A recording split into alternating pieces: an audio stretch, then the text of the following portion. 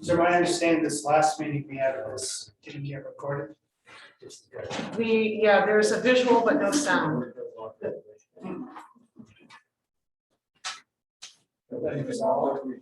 Pardon? Has that been resolved? No, it's not a, There's no going back and fixing it, the microphone wasn't. Oh, no, but it means it's been resolved tonight. So. Oh, yeah. All right. Speak to the many people, I think this meeting, No, I go back and watch. What's the complaint about? Here's people. So Tracy, for attendance, Ethan can't make it this evening. Okay. Well, Steve chimed in, I had posted in the political forum that this, meeting was tonight, and he chimed in. Okay. So, I will reach out. I don't feel like you told us last time we may be late for this. It's, I'm not sure.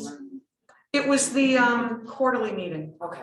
I know, one of them, he said he was gonna be late for another one. No, you're right. I'm gonna text him real quick. Just mix them all together. Let's see.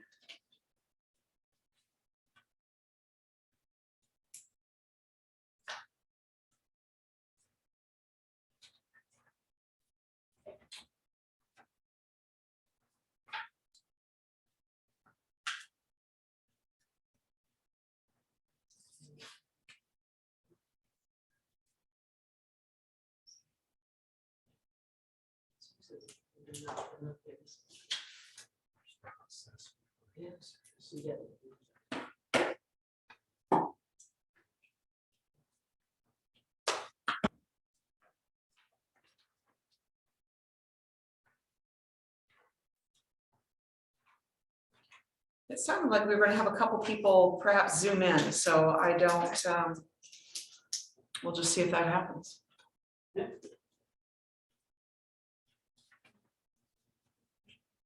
So the way the remote policy reads is they can watch the meeting, but they're not supposed to participate. So they can zoom in to watch it, but not. That's what it's doing.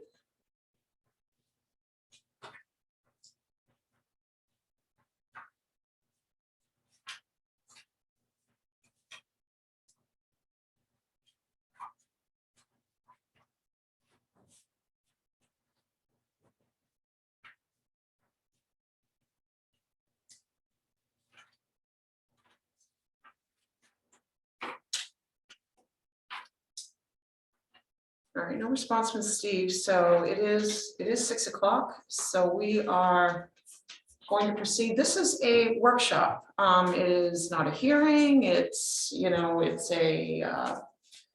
not a regular Board of Selectmen's meeting. However, anytime a quorum of the board is scheduled to come together, it is an official meeting, so we have got a set agenda, so we'll call the meeting to order. We do have a quorum present. Selectman Schaefer cannot make it, and we'll see if Selectman Philbrick arrives. Tracy, are there any adjustments to the agenda? No, there's not. Okay, all right, so we are going to pick up where we left off in accordance to also what is printed in the agenda. And let's see.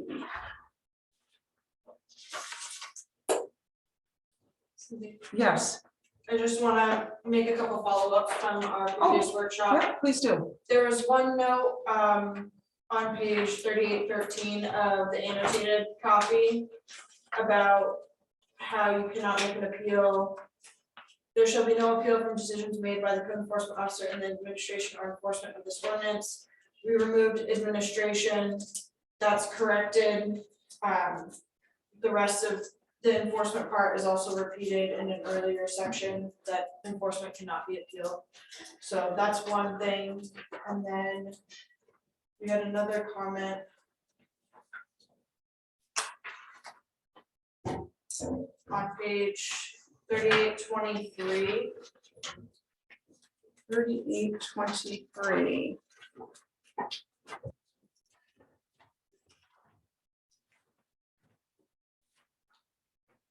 And this was the beginning section that is struck through in red. Right, That was about conditional use permits in specifically in the downtown commercial district. This should actually be struck through in blue. This exact language is found in section 38.11.4. So that will be corrected, and that language is elsewhere in the chapter. okay. And then one final note, I think we stopped right before the land use table, and a note was made that we might want to come back to this after going through all of the chapter and then look at this at the end. That makes complete sense to me. Like, Okay. this pulls from a lot of parts that are later in the chapter. Okay, So I think that would be helpful. okay, so the land use table, you wished, I know we had talked about it, and, but I wasn't sure if it was a solid decision, so land use table, wait until we are through discussing everything else. Is the board okay with that? All right. Anything else, Bailey? That's it. Okay, I just have a question, you know, regarding 3820, on page 3824, in the key. So in review, you know, when it comes time to review the land use table, so we have an addition of planning board, the planning board reference added, and conditional use also remains. So does that mean that, so when you see conditional use, does that mean that it is a yes, but requires conditional use? It requires review by the planning board. Okay, For so, conditional use or from, yeah, so if you look on here, the description for it is requires conditional use permit from the planning board, so it would be their review and looking at the standards under conditional use that are later in the chapter to decide if it's a yes. But if they approve the permit, then it would be a yes. okay. All right, yep, I get that. All right. 38.7. Okay, so this initial article 38.7 is the shoreland area. And for those of us who have a colored copy, a lot of this is new. And Bailey, do you want to explain why the shoreland language is all relatively new? Yes, so all of this language is pulled directly from main chapter 1000 guidelines for municipal shoreline zoning ordinances, which is required. We have to have language that is in here. So all of that green is word for word what is in this, and I have it in front of me tonight in case you want a reference to it.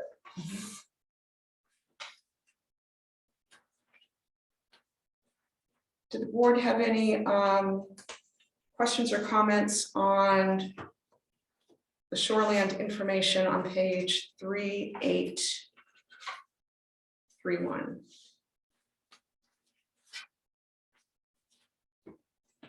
I have one note Yes. here.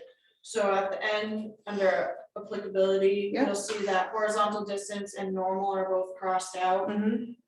Those are gonna be put back in because that's what's used in this state wording. They use horizontal distance Okay. throughout. Normal will remain struck. You're just, No, that will also. that will also, okay.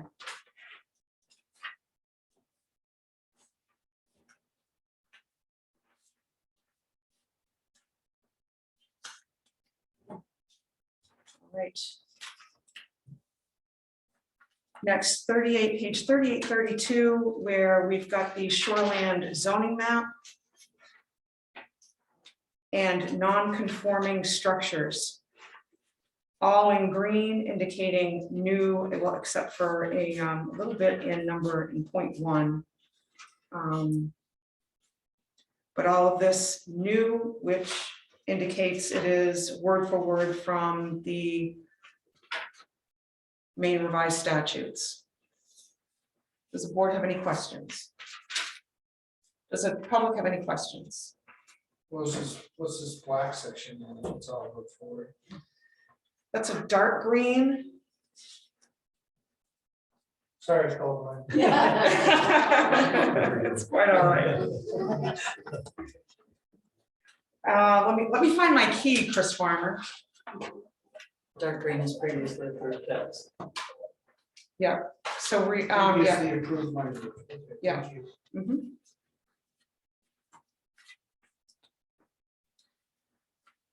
Moving on, non-conforming structures goes into page 3833. Again, all green, new language, except getting down to foundations. And is that dark green or black? I guess I'm running into a little color issues myself. I believe that's black. Okay, so black means that it previously existed. Blue indicates the relocated language that was previously found elsewhere in the ordinance. Board have any questions or comments? Anyone in the public? Val? I don't have a specific thing about that thing, but around those pages, I have a question. Okay, On page 3830, section 38.6.8.2. It just says no residential structure should be less than 600 square feet of space on one level.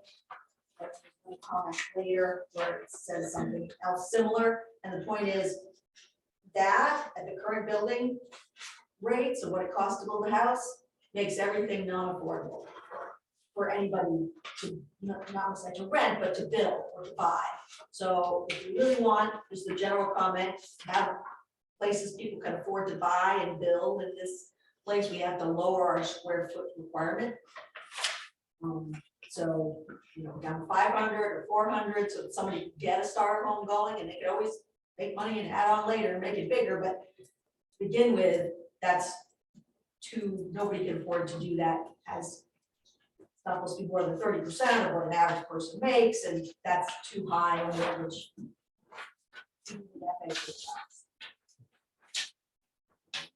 So that's my comment. okay. Any other, do you have a response, Bailey? Not specifically, just that the 600 square feet has been in existence in the Rangeley Code since at least the 70s, as far as I can tell. I have an old copy of the code in my No, I office. mean, it's gonna change, I know that, I'm just Right, saying it's something that maybe should be changed, because it's too expensive to live here, and not all of us need a place. And we can get it.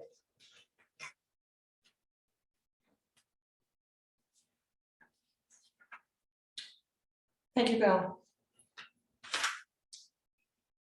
Any questions or follow-up from the board?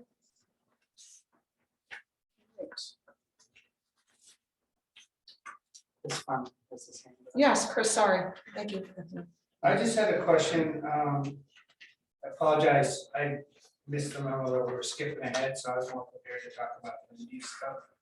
But, is there anything in this section, maybe Billy can cover it, that deals with septics or anything along those lines? Because there's been several bills put into the legislature about requiring updated septic and those things, and the number one chance of pollution in the shoreline zone is due to not properly performing septics. So if we're in the process of revising this, I would suggest that maybe we have some kind of a trigger that says, if you do a 30-foot expansion, all that there, you have to get a new septic test or something to that effect. Because there's a lot of septics that are kind of on the edge. And those are number one polluters in our, other than the DOT because of their drainage, but other than that, the septics generally are those part. And obviously agricultural can be a component, but that's excluded by state law. But I just think that that's something worth a gander or talk about. And I apologize, I haven't read word for word through. Yes, Bailey. This is covered later in the section that we'll be going through tonight. Okay, All right, super. Sorry about that. thank you. Page 3834, continuing with non-conforming structures in the shoreland zone.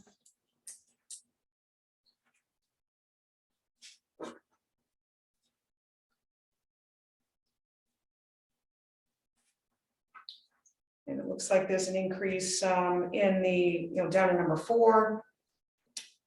Permit is obtained within 18 months of said date of damage, destruction, or removal, so just allowing a little more time there. That would be the major new change.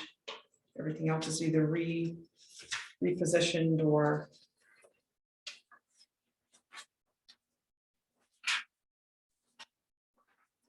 previously referenced, previously approved. Shelley? So the reason why they're changing it to allow more time from the 1 year to the 18 months? I don't have the reasoning, that's what is in chapter 1000 from the state. Okay. There says 18 months, so we're just matching that. Okay.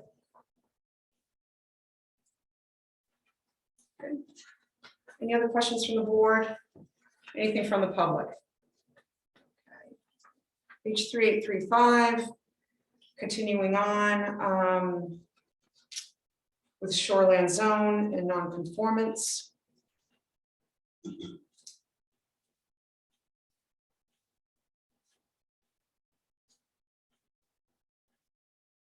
Okay, now we move into land use standards down at the bottom of 3835, which carries in over next to page 3836.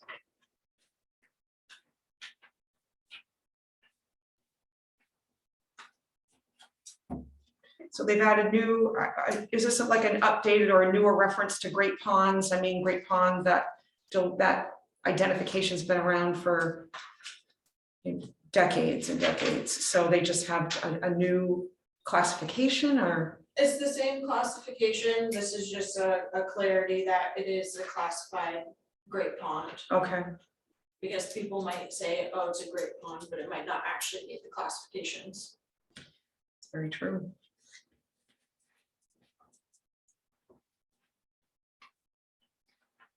So this section has to do with principal and accessory structures in a shoreland zone. Any questions from the board? Comments or questions from the public? Okay, page 3837, all new language to match what the state of Maine has in their statutes. Any questions or comments from there, from the board or from the public?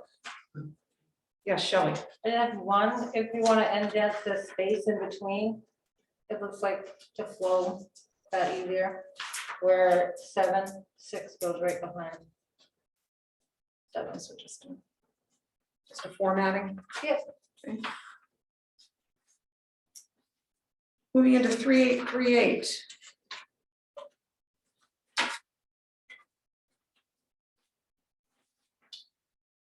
This segues into piers, docks, wharves, bridges, and other structures and uses extending over or below the normal high water line of a body within a wetland and shoreline stabilization. Got some continued language, and green indicates the new, of course. Comments or questions from the board? From the public?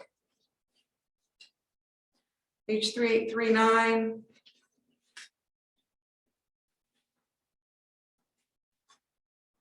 Continuing on with the piers, docks, wharves section. Most of it's new, per Maine law. Anything from the board? Shelley? So it also references the downtown revitalization project. So is that something that has to do with the plan and project that we have for that? It's under 11.11 under 2 and 3.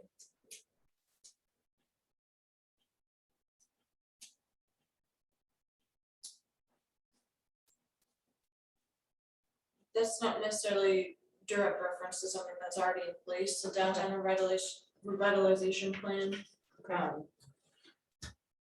think it's giving the option that if we were to develop some type of plan that included something like that, these are the restrictions and the allow.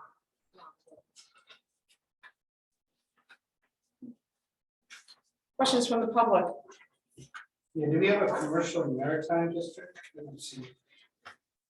Can you say that again, Chris? Commercial fisheries maritime activities district. It's listed in 3839, section 9. Yeah. General development district in there. Just caution putting something in there that you don't have. It's not on our zoning map key, but it looks like it's default state language that if, I guess we should, Bailey, perhaps if we should eventually develop one, or then this would qualify, is that I'm just checking to see what the definition for those districts are, okay? and if they match our existing village and commercial districts that have shoreline frontage, we might bring it back to that language. But that's something I'll look back into and Okay, we can revisit for the next meeting.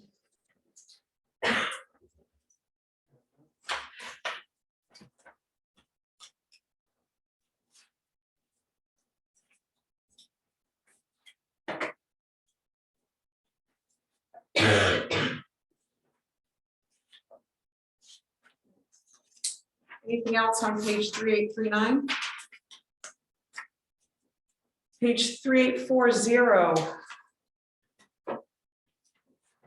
Goes into individual private campsites, along with the shoreline zone. All new language for the most part. Any comments or questions from the board? From the public? 3841. Continuing all new language. This would be commercial industrial uses, these that are not prohibited, and guidelines for parking areas. Questions or comments from the board? Anything from the public? Page 3842, going into roads and driveways.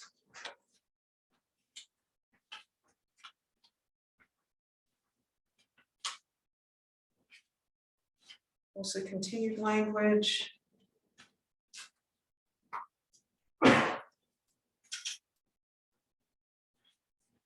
Yeah, Shelley. So I just have a question. In some spots where it says, like, so for example, in one, it says planning board. And most of the time it says planning board or its designee. So is that, it just is the planning board, or is that, should the language carry in case they, or is it just stops at the planning board? Where have you seen a reference to a designee of the planning board, because they don't have a designee? Okay. It just has it in, It was in another section. it's in another section. I can show you that.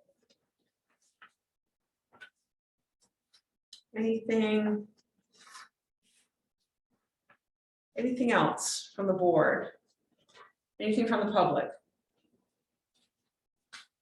Right, page 3843, continuing on, in the shoreline zone, new roads, driveways. And so it just continues on with some restrictions. Nothing new here. This is, I'm just, Tracy, for attendance, for attendance reasons, Steve Philbrook just messaged and said he won't be back in time to attend the meeting tonight. Thank you.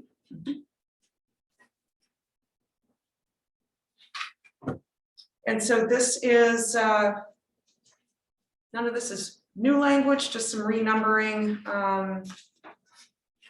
Any comments or questions from the board? Anything from the public? Page 3843. All right, you move into stormwater runoff. into the next page, which is 3844. This is all new language per the state of Maine. You see 0.10 renamed from state sanitary standards to septic waste disposal.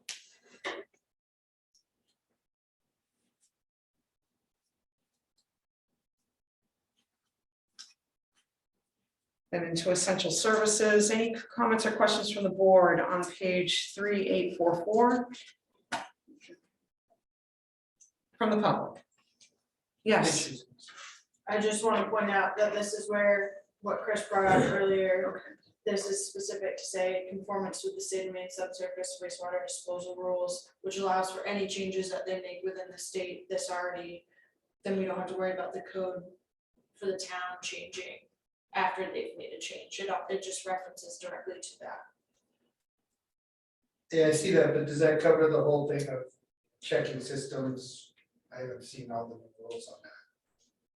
I don't I mean, know, that's, that I would have to to me, ask the that's a plumbing huge inspector. concern. We need a plan. I'd have to talk to the plumbing inspector about how existing system inspections would be required. So Chris, is your concern that if there is a modification to a current structure in a shoreline zone, that there's an automatic plumbing inspection? Well, I'm just saying, like, for instance, somebody buys, which is happening a lot right now. Right. Somebody comes in and buys a small shack of which a septic was built in 1955 or whatever, and works perfectly fine as a little. Whatever. I knew you were gonna say that. 55 gallon drum or something, but you know what I mean, it's existed in, as itself as a little camp, it's probably been fine. But there are people that are coming in and literally tearing down properties and building something brand new. Mhm. That I want to be sure that we try to deal with that piece, and then also, if they do a significant expansion or do something like that, that we make sure that we're covered on that piece. I think we probably are, but I've seen other municipalities are really struggling with this. And it's been discussed on the state level. I don't want to impede real estate transactions and sales. I mean, the state of Massachusetts, they require a full inspection of the septic system before property can transfer, whether it's in the shoreline zone or not. I don't think that will ever happen in the state of Maine, but I think anything that's within the shoreline zone, it would be a good idea to have a good read of that. I think a lot of homeowners do it anyways when they get to do an inspection. I'll stop and let that know. It's fine. Just please continue if you had anything additional. I just wanted to clarify that I believe that will generate a new sewer permit. If you make that type of an expansion, whether you're in the shoreline or not, you are going to have to get a new sewer permit, which means your system will have to be checked. Part of the building. It's part of your building permit process. Okay. What if they don't change the square footage? Can we, is it like a certain, what triggers, I guess, and I apologize for That's fine. this, just, I think it's a major issue that, like, if somebody buys an 800 square foot camp, doesn't expand it, but redoes the whole interior in those pieces, and does that trigger if they make it a 2-bedroom, it's now a 3-bedroom, would that trigger it? Yes. Or even if it's still a 2-bedroom? I'm just thinking, if they're gonna spend all the money to do the renovation, it might be a good time for us to also say, hey, check your septic. And I don't wanna get into the whole, too much into people's personal rights there, but I just think that's something that sometimes gets passed over. And I just think it would be good to protect, we donate thousands of dollars a year and not enough, but we donate a bunch to what the Heritage Trust is doing, and all the things we do for tourism is based around that lake. So to me, I just think we wanna make sure and just double check that we've got good coverage. And if the sewer permit covers it, great, but the ordinance, as you know, I've talked about before, this is the flesh of the, our comp plan, we talk about some of this stuff, we wanna try to make sure we've got good teeth in this. That somebody says, you know what, I don't wanna deal with it, that we've got something to say. It's gotta be at least at a minimum standard here, especially if it's leaking into the lake. Bailey. It would be triggered from the building permit. So anytime someone's doing work on their house, that is, they've torn something down, they're rebuilding, that triggers a building permit. the number of bedrooms is checked against an existing septic. If they don't have any existing septic permit, then that is then sent to the plumbing inspector, see if he has any record of it, if they have any record of it. If it's not in their property file, then they're required to get their land surveyed and inspected, what is there. So it's all part of the building permit process, the standard operating procedures of us getting building permits in.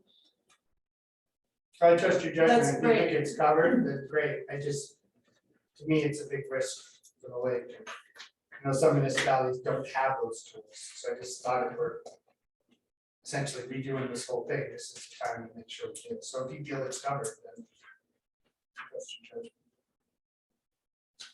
Yes, Mark. I think Chris is exactly right. Failed septic systems and erosion control and the phosphorus loading that's associated with that are probably the two biggest threats to the water quality of Ransom Lake, which the economy around here is based on.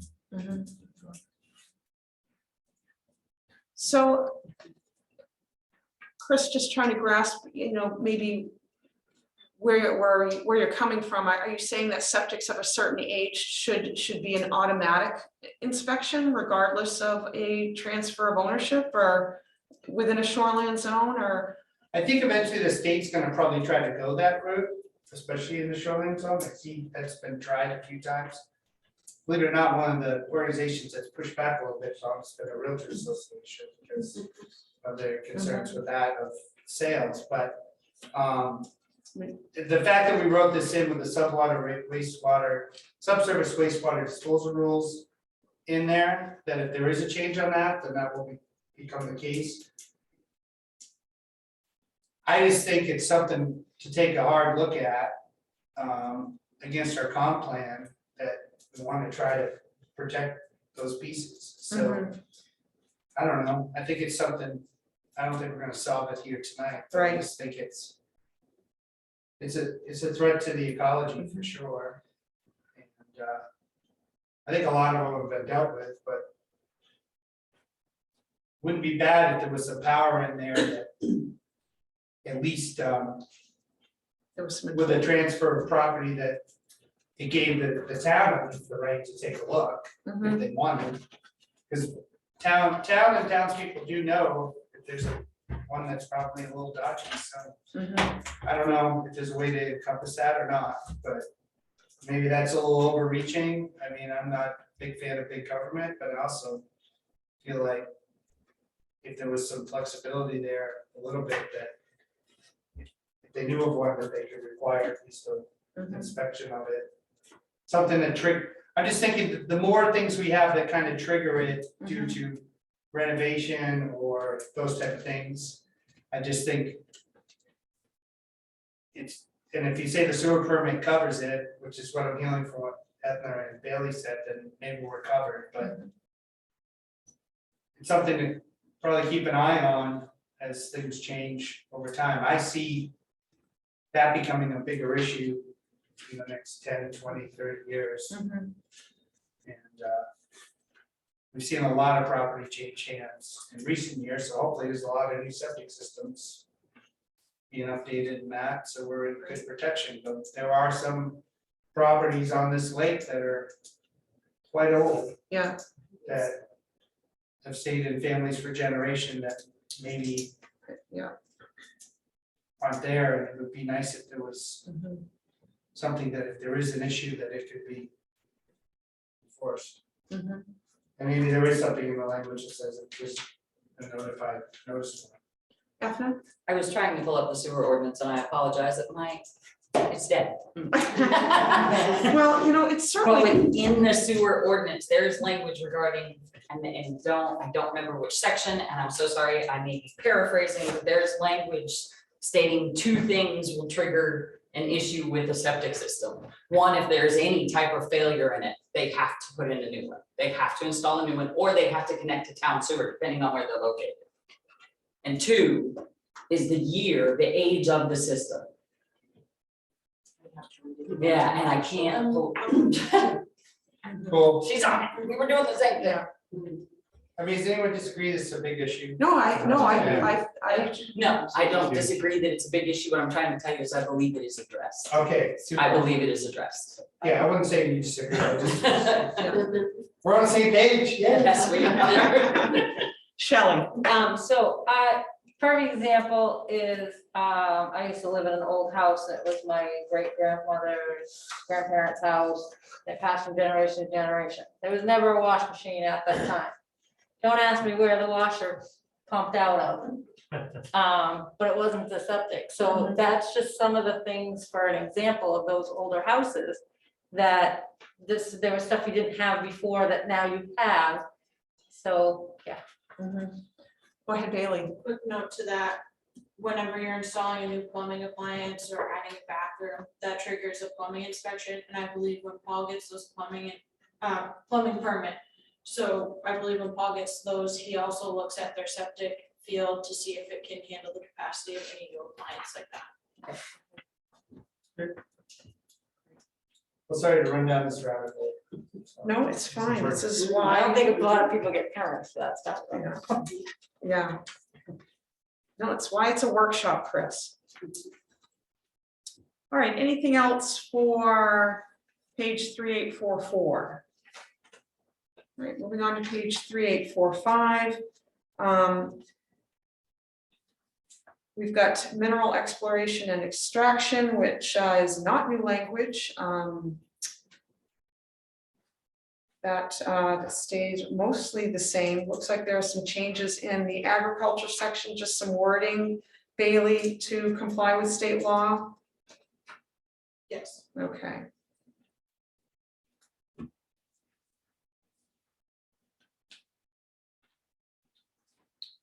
Any comments or questions from the board? Right, anything from the public? Page 3846, continuing on, we've got timber harvesting, which has been repealed. And then the clearing and removing of vegetation for activities other than timber harvesting.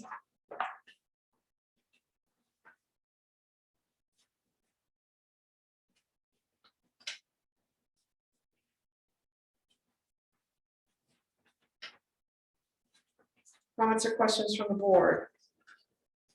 Or from the public?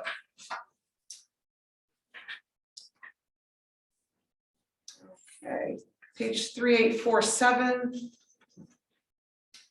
We've got a continuation of the clearing and removal of vegetation.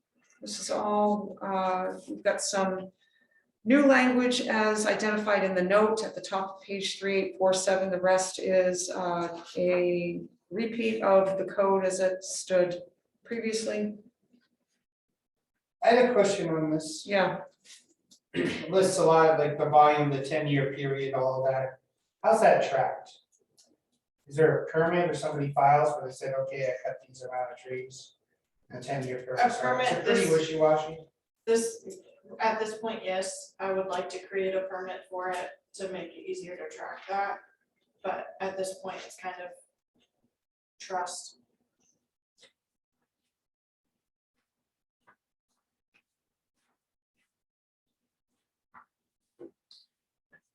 yeah, I mean, that's a good idea because as properties change hands, they're not going to know what was harvested previously if they own the property for less than 10 years.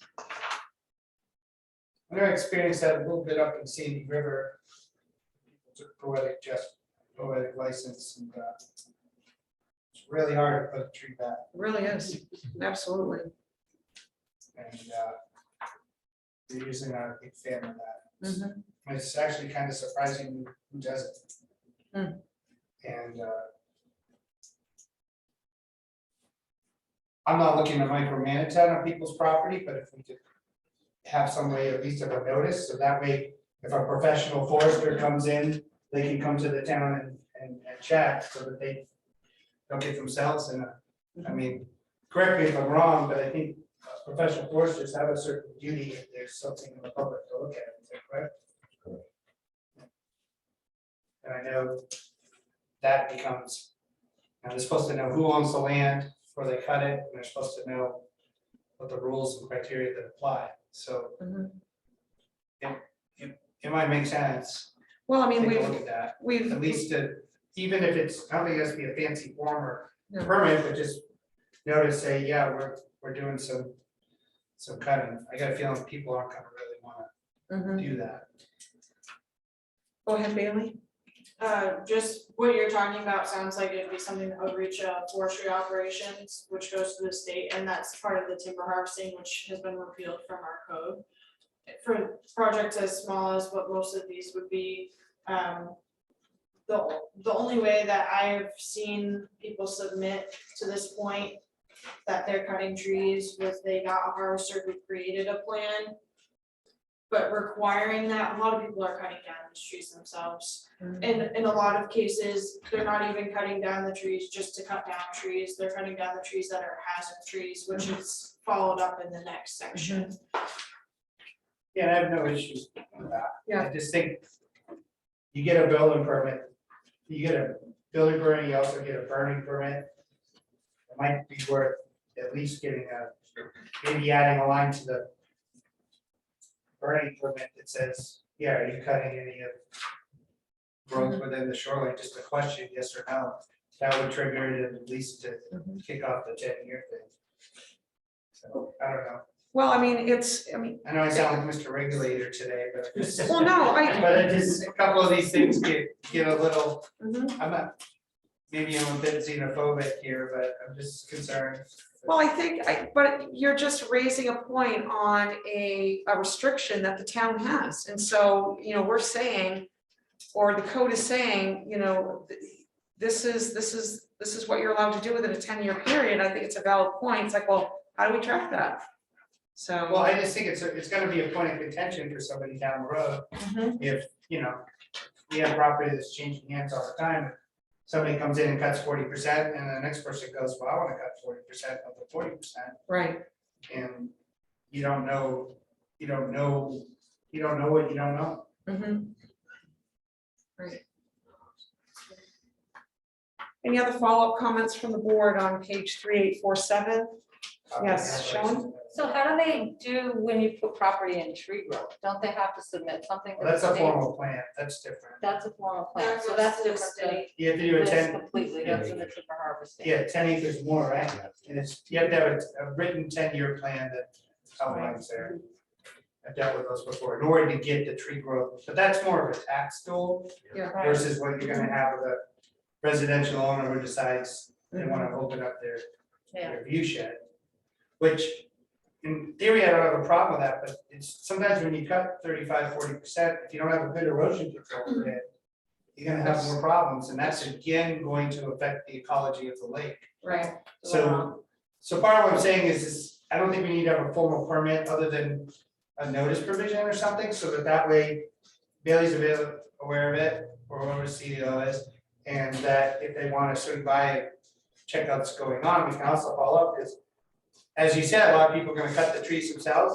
A lot of people aren't versed in, putting tree trimmings down or doing other things to prevent erosion control and check dams and that's gonna bump up our phosphorus load. Bump up the phosphorus load, then we bump up algal blooms, and then we bump up anything that's for our, I call our predatory plants. And then we do trees like this in our days, and then our economy. Right. It's just terrible.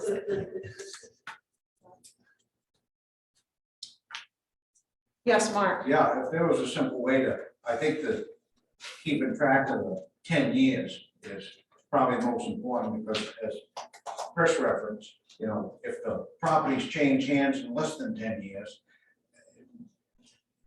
each new owner thinks that they are entitled to cut 40%. And if you knew when the last time 40% was removed, that would be helpful to the new owner, and say that, they're gonna wait 5 more years or 6 more years before they can do any more cutting in that zone and that type of thing. I think that would be pretty helpful, because a lot of people would end up breaking the law, not meaning to, but just didn't know when the last time a treatment occurred to that wooded area. Ethna? Crazy question, do we still use the same software for assessing? and I say it, That's a nobody has great- to answer me right now, but That's a I'm great going idea. to say it because there was a way to track tree cutting in the assessing software we used to use. So if it's the same software, it can be marked in that software for those shoreline properties. Just a suggestion. I think they're still using the same one because that's where I get the cards from, the trio, whatever it is, or. That's a great idea. Just a suggestion. See, what, by the simple tracking, what you do is you create a fiduciary duty to your forester who might come in and do some cutting for this homeowner. You also create a fiduciary duty to your realtor who maybe is selling the property to say, It this almost is should on be on, file on the tax card. it should be on the property disclosure statement. Yeah, so I mean, it's not gonna get to that, it may get to that point eventually, but I think if we're proactive, a little bit of this, like Evan says, we put it in the property card. Every realtor pulls the property card, so that would be an easy place for the disclosure to happen. I think that's a brilliant idea, and it's not a heavy hand from the town, but it's also just kind of saying, hey, you know, this is important. Mhm. And we need to properly track it, and, because I think some people might just keep track. I've seen it time and time again, somebody buys a new lakefront property. Yeah. They get out the chainsaw in They the do, first week. Yeah. We drive a skidder right into the street. Call it Go ahead, Bailey. I just want to keep moving forward. This stuff is procedural in the office that we can figure out at a later Okay. time. Super. Thank you. All right, so that was page 3847. Anything else from the board? All right, moving on to page 3848. Continuing with pruning. Shoreland zone. We've got some new language in section 8, and then down in 0.16, hazard trees, storm damaged trees, and dead tree removal is all new pursuant to state law. Any comments or questions on page 3848 from the board or from the public? All right, page 3849 continues on with hazard trees, storm damaged trees, and dead tree removal. This is all new language pursuant to state law. Comments or questions here? Board's all set. Anything from the public? All right, cruising on over to page 3850. Again, all new language. It segues into exemptions to clearing and vegetative removal requirements, all new state language. Any comments or questions from the board? From the public? Onto page 3851. Again, all new language. This segues into the revegetation requirements. Just more or less, we kind of talked about that a little bit. I had one question. Yeah, go ahead. 3850, talks about the VRAP program, Mhm. and it mentions general development, commercial, fisheries and maritime activity district or other equivalent zoning district. I know we have in our downtown district, we have at least one VRAP site, if not two. So I don't know if we want to clarify in there, our district for that.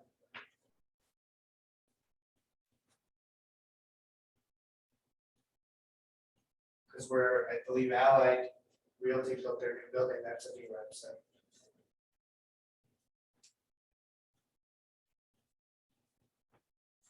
That's it. Okay. Any other questions, comments? 3850, 3851, the revegetation requirements.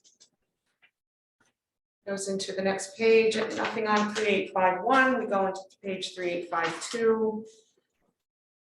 Which is all revegetation, new language pursuant to state law. Comments or questions from the board? Anything from the public? Great, then into erosion and sedimentation control. This is all continued town of Rangeley language. The blue is because it's been relocated to an area that makes more sense.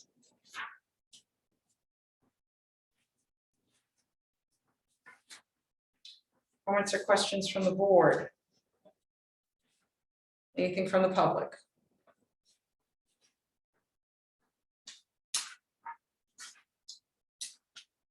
Page 3854. Got mostly new language. This goes into the administration of this section. Pursuant to state law. Comments or questions? Anything from the public? And administration flows into page 3855. Again, all new language here pursuant to state law. Anything from the board? From the public? We then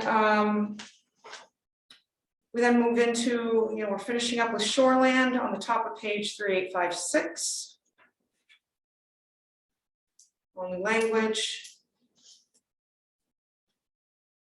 And then we go into the performance standards. So this is Article 38.8.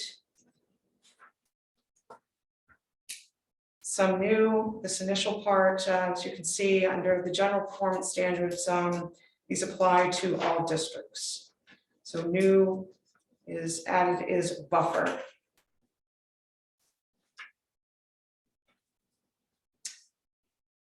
Then erosion control. And then lighting. Lighting is new in this section.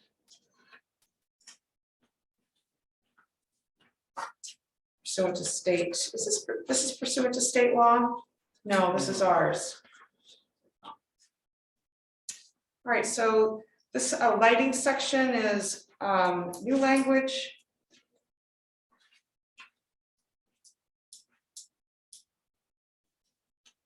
See, the general standard is at the bottom of page 3856. Outdoor lighting shall not adversely impact road safety or adjacent properties and uses, and then goes into page 3857. And we've got, yes, go ahead, Val. The lighting things, the amounts are fine, but I think I had one other time talked about that. Anyway, the point is, that should be applicable 1 hour after dusk until 1 hour before dawn. Because daytime lighting, if you need to have it, can be brighter than that. Talking electronic signs, just so it's all consistent.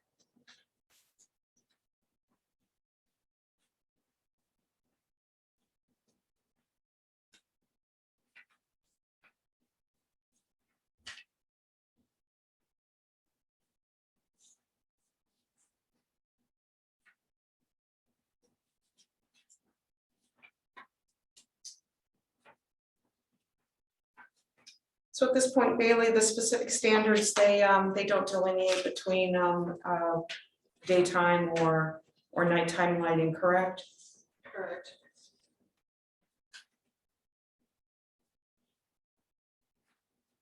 I think what this says here, though, it just says those particular things are exempt. It doesn't apply to, it's just saying that that lighting is exempt, that type of lighting. Right, but it should only be required that you follow that rule during the nighttime. No, I think you're missing the point. Let me try to clarify it, because it Because says, I want to be more than that, it's not exempt. yeah, but these are exempt. If you use a 2600, if you choose to use your lighting at 2600, Right.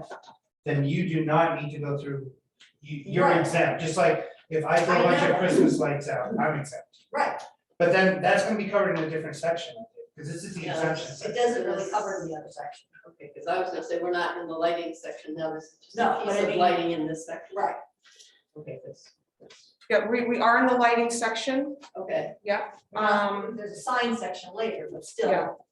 But this, so at this point, there are general standards, we have that one line of general standards that the light shall not adversely impact road safety or adjacent properties and uses. And then the specific standards, which starts at the top of page 3857, goes into the exemptions first. Mhm. So that just means that these particular things are exempt from Mhm. state. Then the lighting height, maximum height of regulated freestanding lights shall be the height of a principal structure, 25 feet, whichever is less.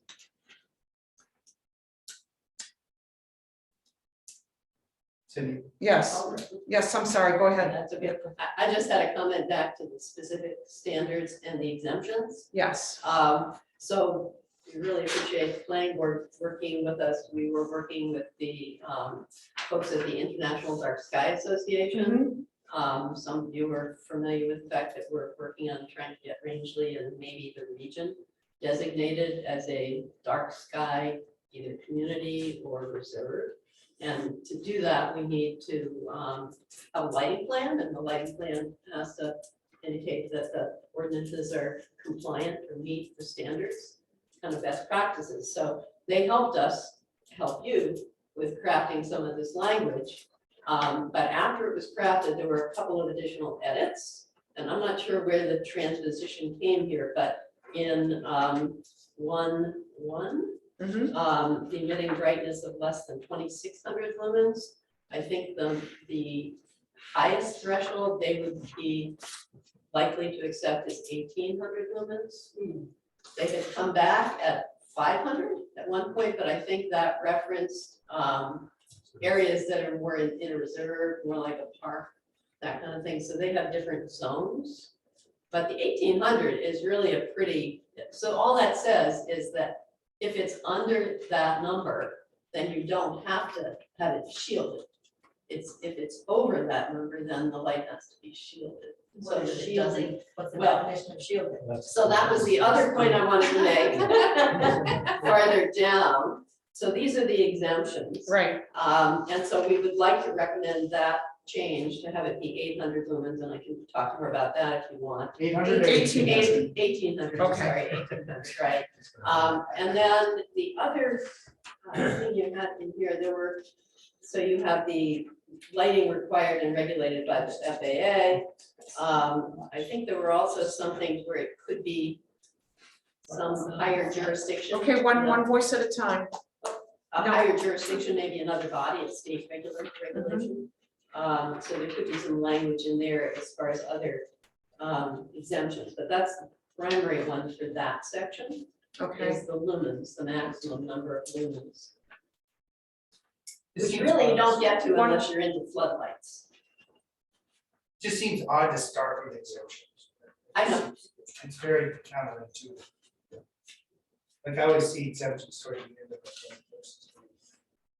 Maybe it makes you feel like you don't have to worry as much when you see the other stuff, because you already know all these things are not going to be covered in the requirements. I did see in another plan that Mount Desert Island did too, that they also listed steeples, church steeples as an exemption, and that's one of the things I have noticed just now. I pay more attention driving around, and often they aim their lights up toward the steeple. And so that's another possible exemption to think about. Okay. It's hard to light that from above, I think. They try and get you like. Well, don't they have a connection? It's a church, right? Say they're calling that in? Hey. Sorry. All right. I had a question. Are we still on 3? Sorry. Yes, we are. Okay. So Nancy's suggesting a change in 1 from 2,600 to 1,800.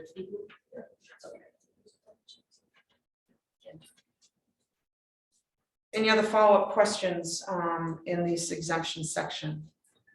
They did have one other comment, and some of these comments we can consider, or we can hope they will not be concerned about, but they did get into details even at the level of the mini string lights, of saying, how many lumens must be get right too, I guess. So we just talked about a certain number of lumens per bulb or per string. If you want to get to that point here, they suggest 20 per lamp or 50 per foot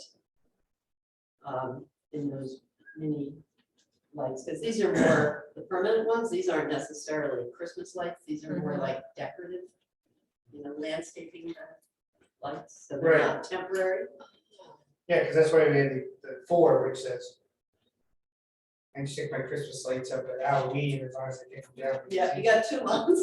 I was gonna say, state statute prohibits you from leaving them up year round, just so you know. It's one of the most ridiculous state statutes I've ever read in my life. You are not allowed to leave your Christmas lights up year round. It's works I don't think everyone follows that rule. I know, they don't, but it is in state statute. If anybody wants to go around and start policing it, it's in state statute.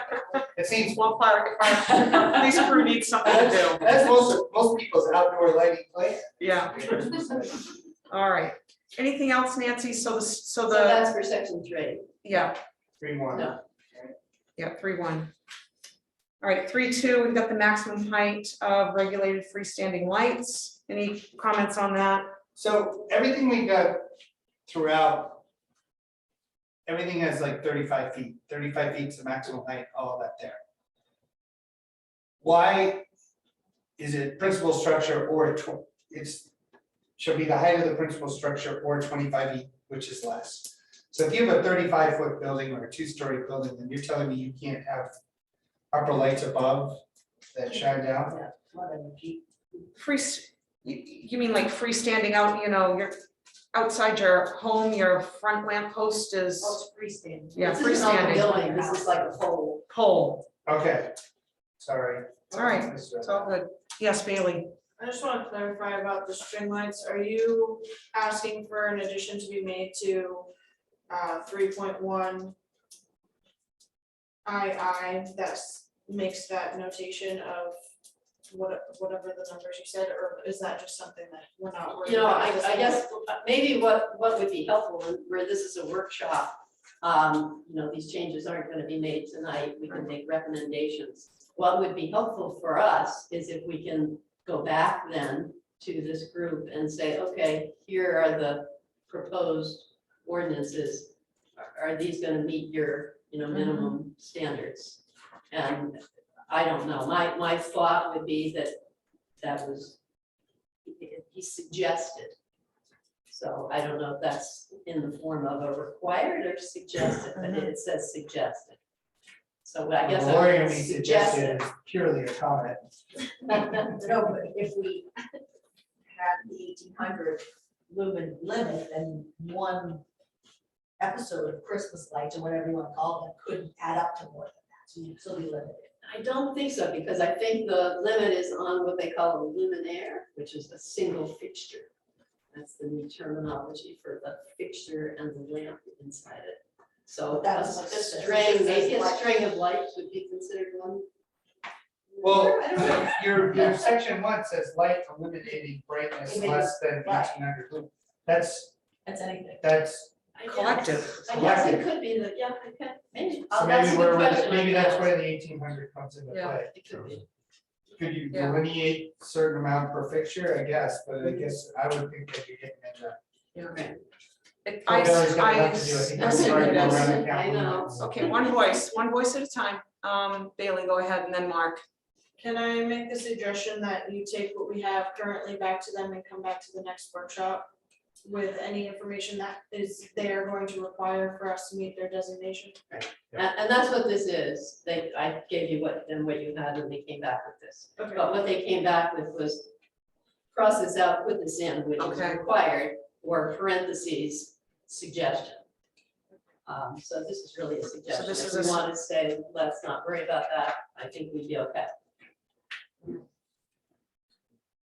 All right, so is everyone okay with moving on from with leaving the II sentence the same, yet following up with their 1800 lumens? More of a requirement than anything. Yeah, I believe so, Yeah, a minimum. threshold. okay, so I think, is the board okay with that?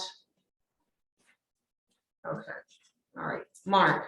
Yeah, I think that's a good idea, I don't think there was get much blowback on the 1800 lumens, but I think at some point, You may start alienating people from this process if you start telling them what they can have for little white lights out in their bushes and things like that. Agreed. So if it's really unlikely to be an issue, I think you may be better off to not go there. I agree.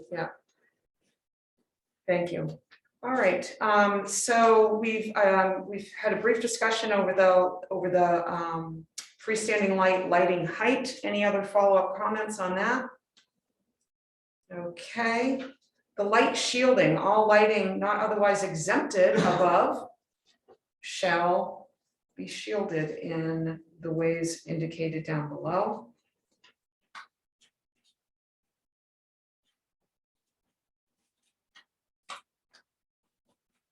Any questions or comments on that? We have a curfew. Yeah, I could. Yeah, sorry, go ahead, Nancy. Yeah, the feedback we got on that language, and I can't remember right now, but I assume you have a section in your ordinance where you have definitions. So that's where you would want to have a definition. They sometimes also, or maybe a preferable term would be called full cutoff.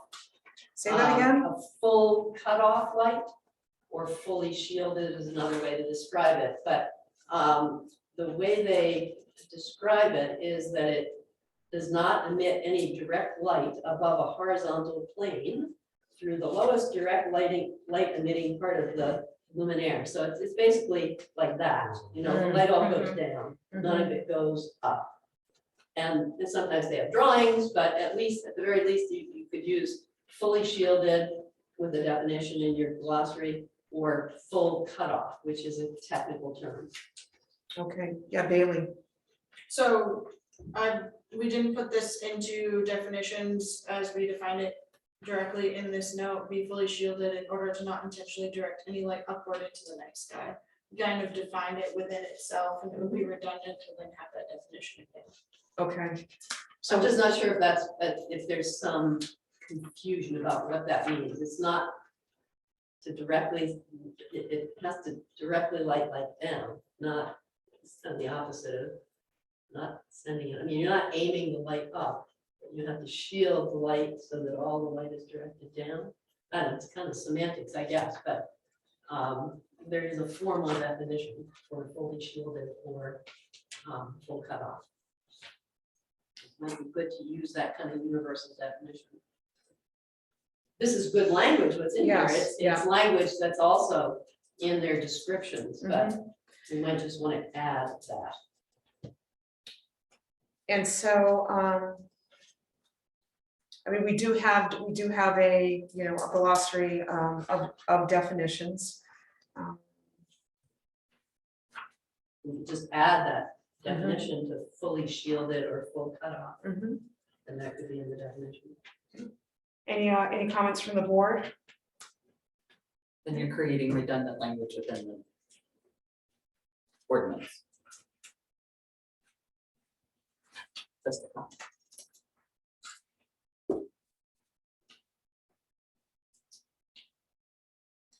So is it so Nancy, is your point that instead of a general term of light shielding, that you know, it should say fully shielded or fully shielding light instead? I mean, is it?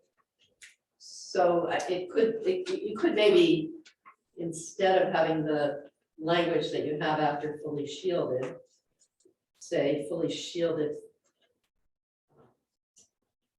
or full cutoff, not emit any direct light above the horizontal plane through the low, you know, that language. I can give you that language. So that really kind of clearly defines what that means. I just seem like the other language is sort of, it's like, well, I didn't intend to direct any light toward the night sky. This is sort of black and white, you know, here's a picture. Here's what it is. There's the horizontal plane. The light goes up. So it just seems more clear to me. Okay, so it's the intentionally. Right, kind of, yeah. Okay, Bailey? I just wanna, I have a legal definition here for that. I wanna suggest that we keep it in this section and not put it in definitions. Remove the language from in order to the end of that, and replace it with this legal definition. So that it's clear and people aren't not realizing that they should be going back to definitions to find out what that means. That's a great point. Yeah, it's a Right, great yeah, point. that works. Thank you, Bailey. Anything else in that section, Nancy, that they provided some constructive? No, Okay, all right. and they didn't provide the comment about the church steeples, but I did see that somewhere else, so. Sure. You had lighting of CEO approved state and municipal monuments, and that was in the previous section, but that's where you might want to add the Mhm. church steeples. Right, anything else, any comments or questions under curfew? Or correlated color temperature? Chris? So what defines, I'm struggling a little bit on the curfew part. So basically what we're saying here is that if your business is closed, then all your lights have to be off except for minimum lights for security.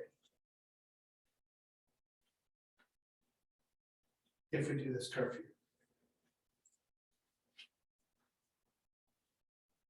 But what, Or do you think You it's know- too vague? I don't know, I'm just thinking. Like the bank, we usually have the light on, but they're pointed down. But we have an ATM, so we're technically doing business 24/7, does that make that exempt? That's an essential lighting. Yeah. Your ATM's an essential lighting. Yeah, but I mean, the sign out by the I'm road, just saying. is that an essential? No, the ATM light I think is essential, I agree, Yes. 100%, but the light out by the road, can we argue that that's a business light, because that way people know where the bank is and where to use the ATM? I guess, maybe I'm just reading too far into this, but I just think the curfew thing, I'm also trying to think about the fact that we've got to get this through with public hearing, I mean, we got to get this through and that there. What's gonna constitute that? I can hear right now someone saying, what do you mean I can't have a? light Well, on and for-" remember that all of these things don't apply if you're under the exempt category, if, unless you're not in one of the exempt categories. So if your lumens are low enough, You don't have to then turn them off. these things That's what don't. you're saying? I believe so. Okay. So like if you had an interior lit sign, that's 2,600 lumens at night, then that's a bit, then that would. 1800. 1,800, Right. that would be okay. Interior illuminated signs are not allowed. You know, I was I gonna say, know. I think they should be if we can do them at the lumens. oh no, I think signage wise, interior illuminated signs are generally not within what they.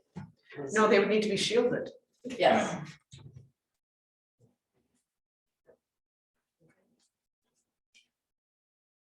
That's the question I got, is if they're 1,800 lumens, are they allowed?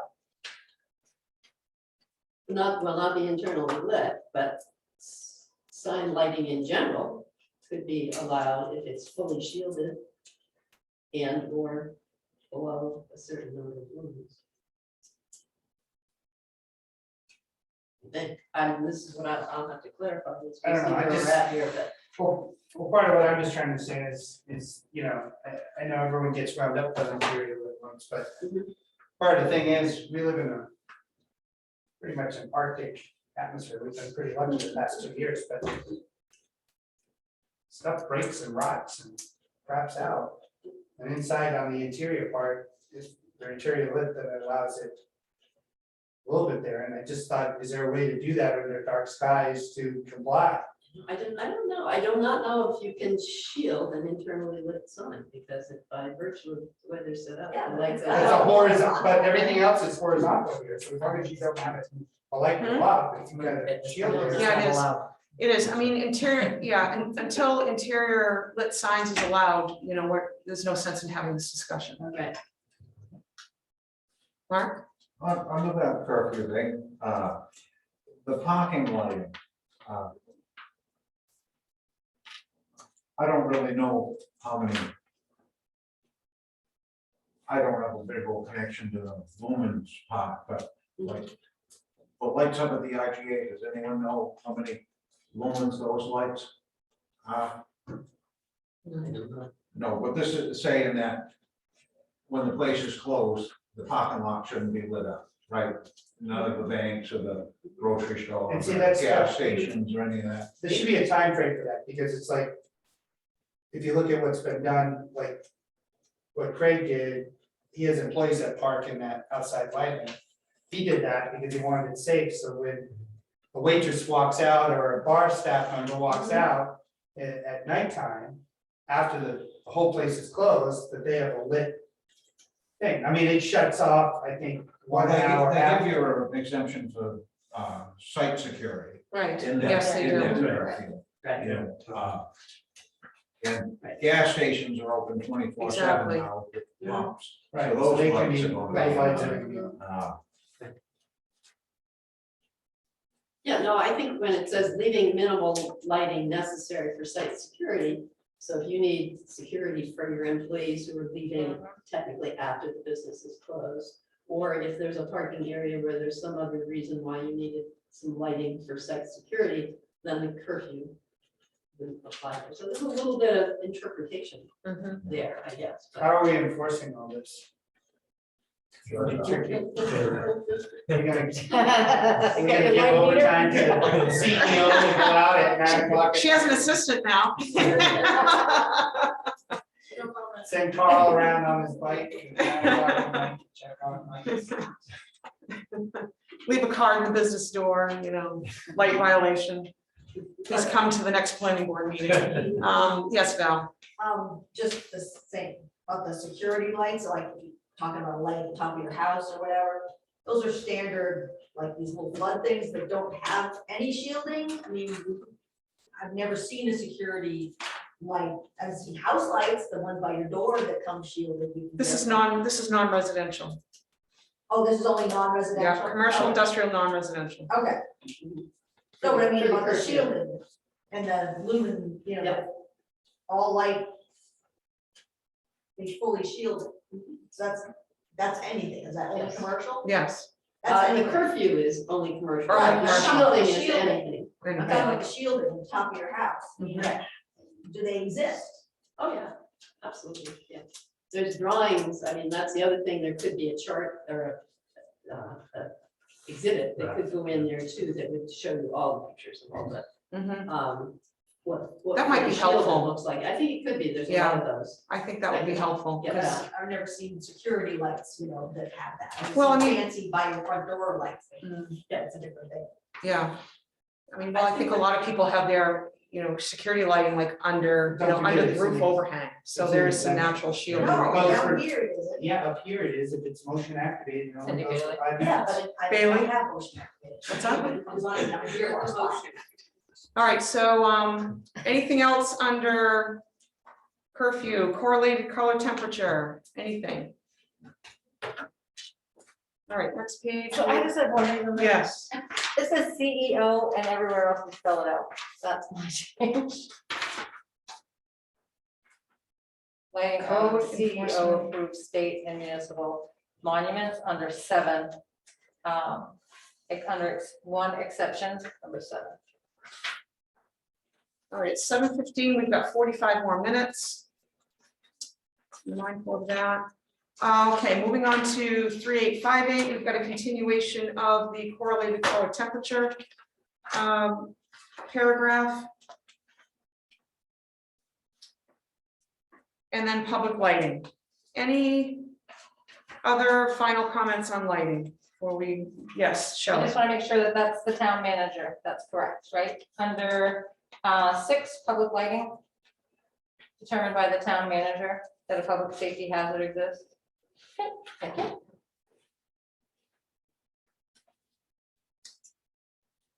All right, section 38.8.3 nuisance conditions. Noise, vibration, dust, smoke, this is nothing new, this is a previously approved code. 38.8.4 off-street parking and loading requirements.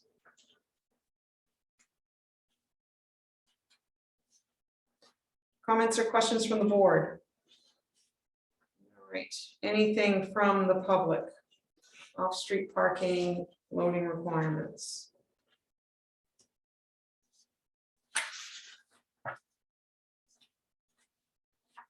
Page 3859, we continue with the off-street parking and loading requirements section.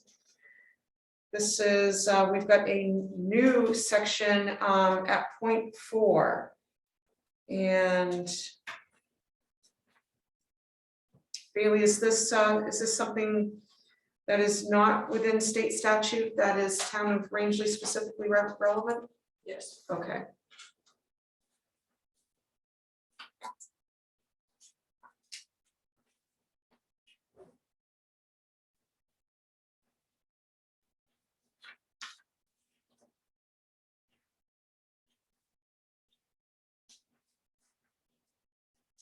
Any questions or comments regarding the parking and loading requirements? All right, moving on to sanitary provisions. Are we gonna require our Pleasant Street lots to have more than 30 spaces to have a landscape island put in? I didn't hear that last comment, the Pleasant Street parking lot, and then you faded out. Yeah, it says surface parking lots containing more than 30 spaces should be broken into separate parking areas by the use of landscape islands, pedestrian, and bicycle. So, Yes, Bailey, sorry. Just make the point that it's not a surface parking lot because it's dirt. Yeah. That's my opinion of it. It's a permeable surface. Right. and I was so back though that whole, yeah, because then again, in the phosphorus, if you pave, you get a credit, which makes no sense. Any other questions before we move on to sanitary provisions? All right, bottom of 3859.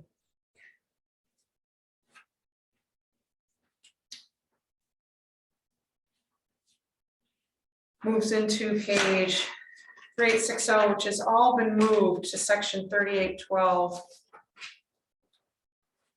as applicable. So page 3860 has been struck. This has been 3861.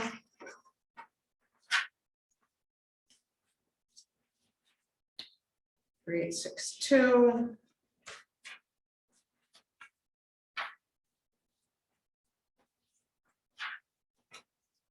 Three, 863. Because we have our completely separate sign section. Keep everything in one place, one easy resource stop. And okay, so stormwater runoff, is that any questions or comments, or want to know why Until that? we get there, right? Yeah, want to wait till we get there is exactly it. Yes, Val. What page are we going till tonight? We're going to page 3865. No, but I mean, would we quit at a point tonight at a certain? Yes, yep, so once we get through what's on the agenda, we are done for the evening. We can answer questions. This workshop is scheduled till 8. So I mean, what's the page that we're going to tonight? 3865. That's it, is the last page? Yes. Okay, this is the last page, Yes, okay. 3865 stormwater runoff. There's nothing new there for language except a enumeration. Any comments with stormwater runoff? Then water quality protection. Nothing new with water quality protection in this particular section. We have a new section, 3888, wildlife protection. This is this town specific, Bailey, or is this state? I believe this comes from state. It doesn't come from the chapter 1000 as before. I believe Okay. it comes from IFW laws. What constitutes significant?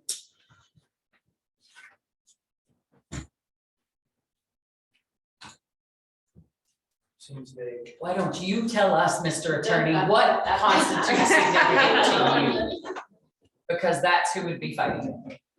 Right, but that's what I So mean, what it's constitutes vague. significant to you? I guess, to me, it should be defined. Go ahead, Bailey. I believe I would refer someone to contact IFW in that situation. I mean, we have deer wintering habitats, that would be something that I would automatically flag, but other than that, I haven't seen, if I don't have it on my map as some type of designation of deer wintering, spawning ground, something like that, I would refer it to IFW if there's even a question. Yeah, I think they do have definitions, criteria for what significant means. Yes. And sometimes it's even mapped. So should we say, so significant wildlife habitats as defined by IFW, that way we're off the hook with it? Or identified by IFW, they define it and then identify it on the ground. So after proposed development as defined by DIF&W? We have some parcels of land Mhm. in town that are in play, I guess that's the question. I always find developers like clear lines. And when it gets expensive if you're halfway through a project, all of a sudden it's like. Mhm. Well, it may save- This is a significant Yeah. wildlife. Well, how do we determine that? Well, it may save Bailey a phone call or two as well, if someone reads this and they, if they know to call DIF&W. I just think we cite the statute or the policy rule that's under IFW, say. If significant wildlife habitat as defined by then I think that saves any ambiguity. Oh, thanks. Any other comments relating to that from the board?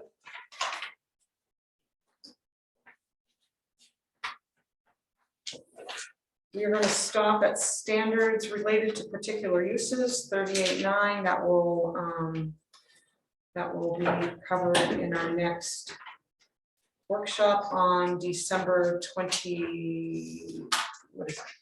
It's the 13th. I think you're right too. December 13th. Does the board have any final comments, questions? Anyone in the public, Mark? Yeah, back to 3859 on the parking thing. Yep, 3859. Question Chris asked about, and Bailey answered about the surface of the parking area. I think that might need a little more clarification. I'm not sure other boards interpreting that will come up with the same answer Bailey did. You saw, Yeah. so like paved surface parking Yeah, lots. exactly. It was just a little more detail on what surface wouldn't be. That's a good point. I mean, it raised a question from folks already, so. Paved surface parking lots is a suggested addition. Anything else, Mark? No. Chris, you had your hand up? Yeah, just that, since we moved 38.6 and 3846.6, 3846.7, we moved today off discussion to the end. I would seriously like you to consider moving both those two sections to actually the very end of the code. Because I strongly feel, I'd like to put that on the record again, that when we go out to vote on this for procedural, I really think we should vote on the procedural rules is one thing, and the land use and dimension lots is a second. So that way, if someone's got a bee in their bonnet about one use that's been defined, we don't lose all the book of work that's been done to get through. Ethna. I hate to say this out loud. It doesn't matter where you put that land use table because it's being presented as a full packet, as a 38. When I'm you asking take- you to split it up. When you take an ordinance to town meeting like this, it's an all or nothing. If somebody doesn't like one section that's being proposed to change and they get enough people on board to say no to this, all of this That's why, that's why. Because we didn't peel it apart in sections, because we aren't changing it in sections, because we're changing it as a whole chapter 38. So if enough people say no to one thing in this, the whole thing is gone, because you can't amend these when they're on the ballot. I understand, but what I'm trying to say is, do the whole procedural part is 38, and 38A, move this 46.6 and 46.7 too. So if it tags, those things exist as an island within themselves. We're talking the procedural stuff is in the meat of 38.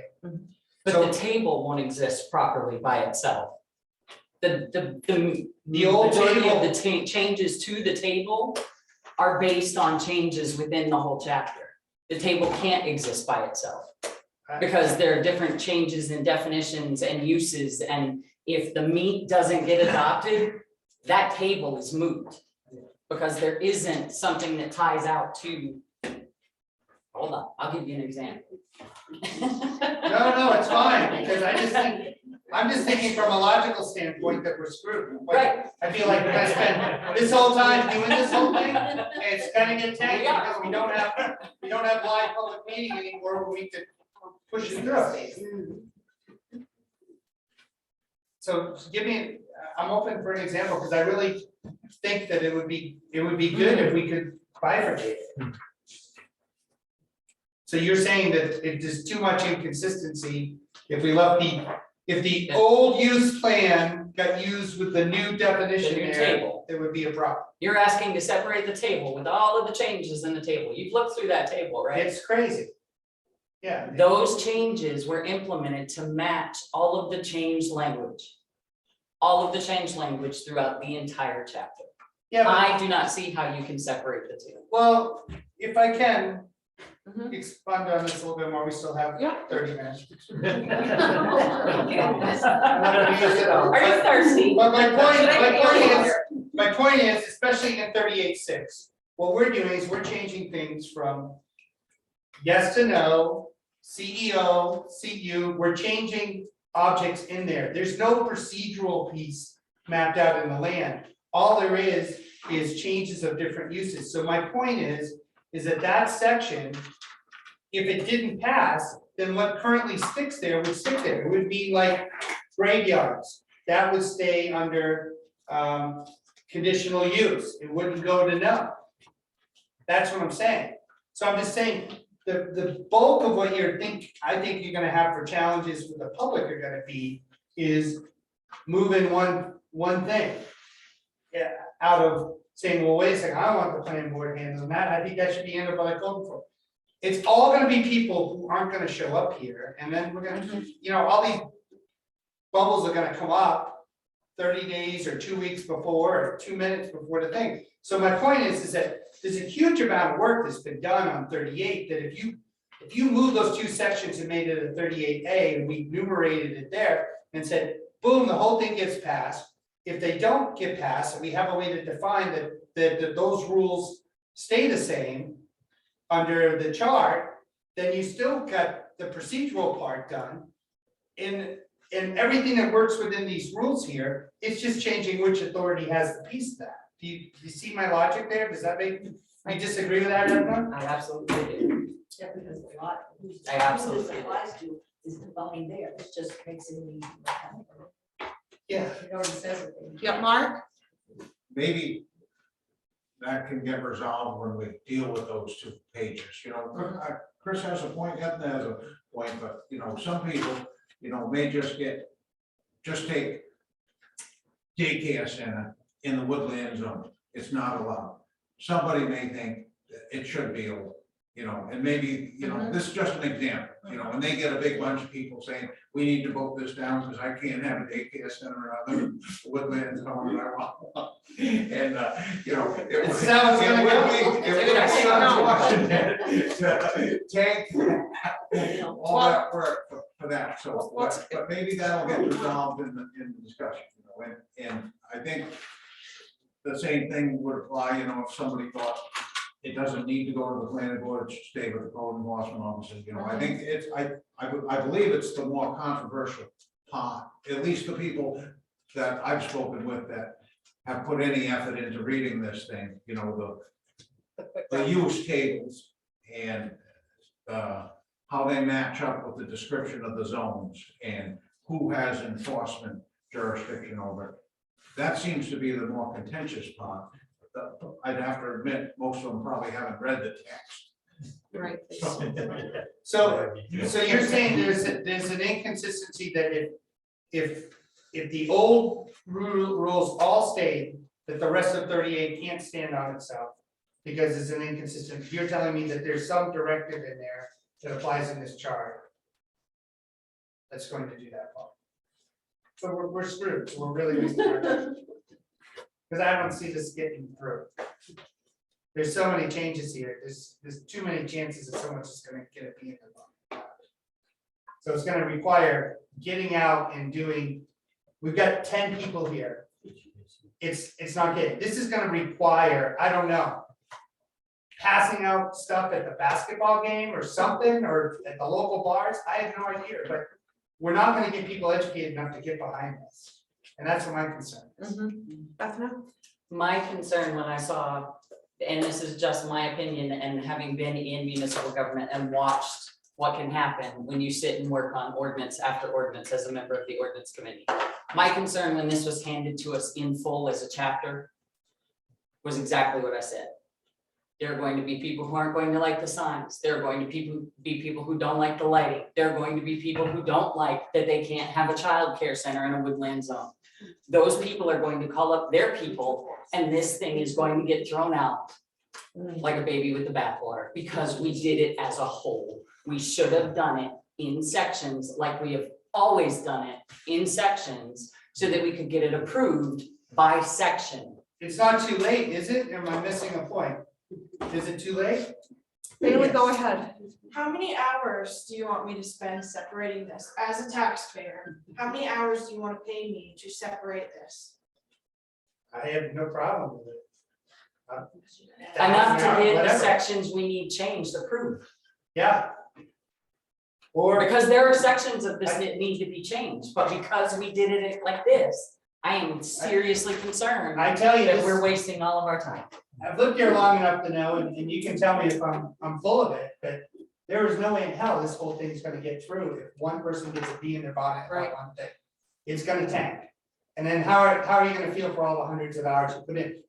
I think you've done a great job with this, and there's a lot of great stuff here, but I think we've gotta take it, we're gonna have to take it in sections to get it approved and do that there. I think it's a huge mistake to go through in one shot. It's just not going to happen. And it's going to be a la carte. I have no problem. I mean, if it's worth it to you, I mean, I'll spend a couple days on this That thing would be- and start bifurcate and try to help you. You tell me what needs to be done. I have no problem helping with it. I have no problem throwing resources at it. I have no problem giving a stipend, going to the planning board and saying, give a stipend to spend extra time on getting it straightened out and put some team behind it. But I don't see this getting approved, and I don't mean to burst anyone's bubble, but it just, to me, this is huge. Huge body of work. There's hundreds of hours in it. There's still more hours to come in it. It's just not gonna get through. And I don't know, I've only been in politics for like 25 years. One of two things is gonna happen. It either is gonna get through because nobody read everything. Right. Right, like the Malbec code, Best case. remember that? That's your best case scenario. It's gonna get through because The nobody read building it. code got through that way. That's exactly how the building code got through. And how Right. many times do we have to hear about that? Yeah, every Or- 5 months. One group is going to come up with an issue and they're gonna get this voted down as a whole. Right. Mhm. So the question is, do you wanna roll the dice on it? Personally, I don't, because I think there's some really good stuff in there. There's great stuff in it. And then we should prioritize and say, let's fix this, this, and this, first of all, and then do it. Is it gonna take us 2 or 3? We actually can have a special town meeting to vote on ordinances, can't we? It's not the most practical thing, Right, but it's we not. took some in June, we took some in November, we took some in June, so some in November, and over 18 months, we get the whole thing approved. I think we got a better shot. I do too. Mark? I think that this part of the discussion may be premature. I think we should continue with the workshop. I think they're productive. Oh, I'm not saying not to. We're doing a lot by vetting them, and that's all positive. And then when we get towards the end, we can see what things look like, and I think that would be the time to, there's nothing wrong with it, having it in the back of your mind now, but I don't think there's anything wrong with reviewing all of these proposed changes and stuff, and Oh, I'm not see, opposed you to know, any of that. should they get broken into section, we'd at least have done that part, you know. Right. And had some discussion about them and tried to tweak them a little bit there, and we've become familiar with them anyway, so I think this part's all good, and we should continue with the work. Yeah, I It's don't think, It's I definitely- don't think I was indicating No, anything to I the don't think contrary. anybody Yeah. does either. No. I'm just. That's a good point. The other thing I thought about with that too is, does it have to be, we call it chapter 38, is it have to be defined, it has to be chapter 38? Because I'm almost thinking, instead of trying to move all these pieces around in the chapter, almost like develop a new, I know that's what they do at legislature, they give up, it's like Microsoft code. Instead of glomming up, they go, boom, if we took and said, okay, we're gonna have this new 38A, and then we start putting the pieces in, and then striking the pieces out of the old, and by the time we're done, everything is over. I'm just saying, I'm just putting that in your thought process as a possibility. Shelley? So I just have a question. Most of the stuff that's here, that Bailey has gone in and redone, they're based on state, right? State changes in this chapter. So all we're trying to do is match our chapter with what the state has done, right? Only in particular sections. Only in certain sections, shoreland more specifically than Yeah. anything else. And then all we've done is just move certain sections and put them on, classify them more. So I guess the question is, when we do put it out to the public, what have we actually changed? I mean, if it's nothing that has changed and it falls within the state and the policies, regulations that we all have set forth, then I mean, I don't see why people would be against it. I mean, a lot of people are picking the lights and stuff like that. So if that's a state requirement, It's not the light. It's is ours, not. the That's lighting one is not, and that is green text, it's all new. Yes. The big thing, Shelley, is gonna be this here. yes, that. Something that one goes is- from yes to no. Mhm. That's what's gonna trigger your challenges. Mhm. But I agree, let's get through all the notes here, but then maybe we just figure out how we skin the cat, because it's gonna require 10 people here, all in agreement to go forward with this, it's not gonna get it done. I think Shelley's point is just to really dumb down the presentation, you know, let's not, you know, rehash what hasn't been changed. So let's just really simplify, you know, if everything's all said and done and we move forward and it's like, all right, I guess it's all or nothing, you know, then we just really pare things down and When simplify we it. did the school project, we made what I call the USA Today version of it. Yes, Which took everything we were doing and turned it into like 4 pages, saying, this is where we were, mhm, this is where we're going, mhm, and this is where we'll be when it's done. yeah. And that allowed people at least, Mhm.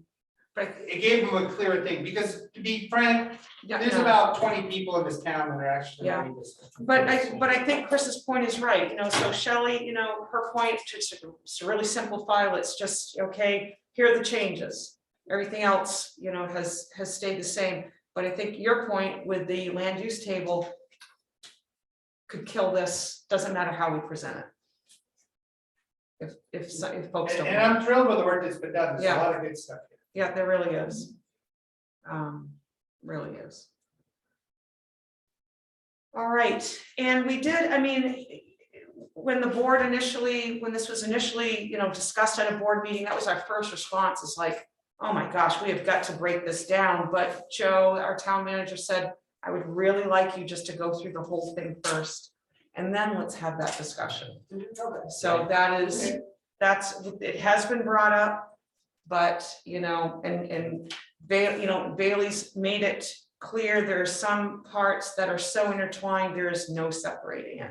But, you know, we're committed to reviewing the chapter in its entirety, and then have some intelligent discussion and plans after that, so. All right.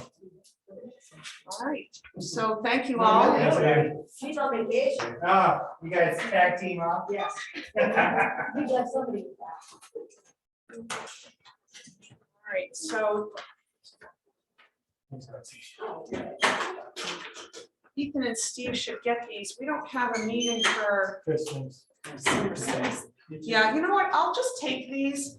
Ethan probably drives by my office a dozen times a day. Probably does. Yeah, I was so gonna say, I he can usually come see you in by, coffee. Yeah. and Steve as well in his travels, so I'll just